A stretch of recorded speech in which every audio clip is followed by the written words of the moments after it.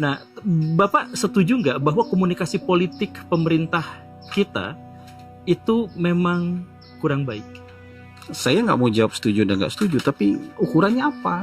Ukuran Ukuran komunikasi pemerintah jelek itu kan harus punya ukuran yang bisa diterima oleh semua pihak.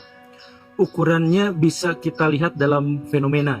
Fenomena di mana masyarakat sekarang itu relatif benci kepada pemerintah. Dan itu bisa diukur. Kalau saya secara pribadi, saya adalah seorang konten kreator. Pengalaman saya dan teman-teman saya yang bisa dikonfirmasi, ketika saya bikin video-video yang biasa-biasa aja, itu penontonnya biasa-biasa aja. Tetapi ketika itu adalah kritik terhadap pemerintah, itu penonton melonjak, keinginan masyarakat untuk menyampaikan keluh kesah juga merudul semuanya di kolom komentar. Saya pikir ini sudah menjadi salah satu acuan bahwa rakyat tuh marah sebenarnya, tidak suka pada pemerintah, dan salah satu alasannya adalah karena itu dipicu oleh komunikasi politik yang tidak baik dari pejabat-pejabat kita. Ya, kalau saya ini orangnya kuantitatif ya. Makanya harus ada ukuran-ukuran yang bisa diterima bersama, bukan hanya ukuran berdasarkan perasaan. Oke. Atau ngelihat gejala yang ada di samping kita.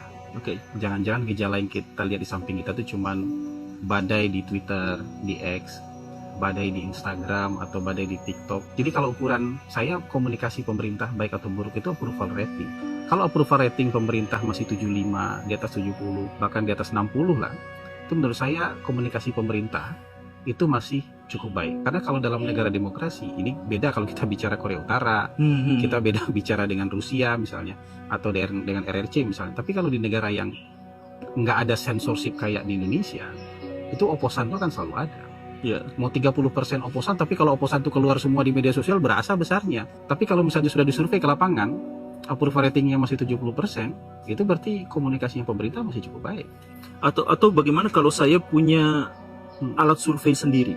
Dan ya, maksud saya adalah alat survei sendiri saya itu tuh menyebutkan sekitar 75% itu justru malah relatif kecewa dengan pemerintahan yang sekarang. Sudah tumbang pemerintahan Pak Guru. Kalau misalnya 75% orang kecewa dengan pemerintahnya pasti sudah tumbang. Enggak, Jangan kan cuman kecewa, Pak. Bukan memberontak, cuman kecewa. Enggak, gitu. Kecewa itu sudah nggak bisa. Jadi kalau orang nggak approve lagi, approve rating itu kan sebenarnya kebersetujuan terhadap pemerintah. Jadi kalau misalnya kebersetujuan terhadap pemerintah 70%, 30% itu kecewa. Kalau cuma 50% yang setuju, kebersetujuan approval rating 50, berarti 50% lagi yang kecewa. Itu dalam lampu merah tuh. Kalau udah di bawah itu, pemerintah tinggal tunggu waktu itu.